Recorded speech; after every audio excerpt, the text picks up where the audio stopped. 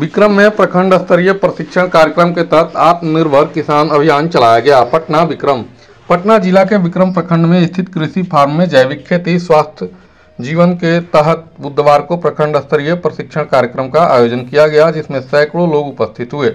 बताते चले कि इस प्रखंड स्तरीय प्रशिक्षण कार्यक्रम में किसानों को खेती करने के तरीके, पशुपालन के लिए नई तकनीक का इस्तेमाल करने के लिए बताया गया। वहीं जैविक खेती क्या है, जैविक कॉरिडोर योजना का उद्देश्य क्या है, जैविक खेती से फायदा क्या है, इन सभी चीजों के बारे में विस्तार से जानकारी दी गई।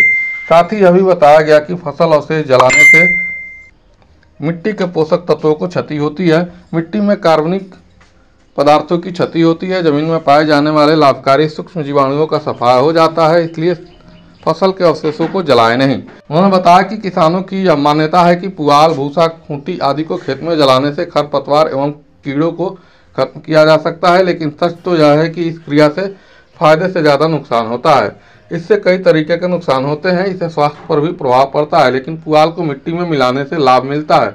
इस कार्यक्रम में जैविक खाद कैसे बनते हैं और अपने खेती का विस्तार किस तरह से कर सकते हैं, ये सारी जानकारियां लोगों के बीच बताई गई। वहीं इस कार्यक्रम में बिहार सरकार जिला कृषि पदाधिकारी भी मौजूद थे, जिन्होंने किसानों को अच्छी फसल उगाने की सलाह दी।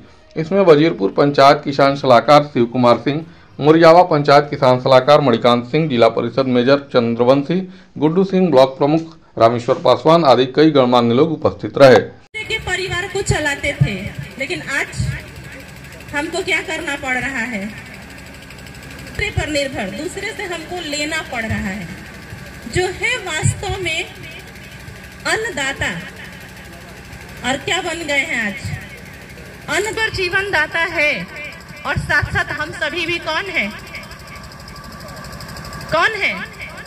ना, अन्नदाता। सो निम्न स्तर का पेशा, नौकरी। लेकिन आज वर्तमान की स्थिति क्या हो गई है, खेती को हमने कहाँ रख दिया, खेती को हमने चेंज किया तो हमारे जीवन में समस्या आई। अच्छी खेती के लिए अधिकारी हैं, वो आपको पशुपालन के लिए भी प्रेरित कर रहे हैं। पशुपालन में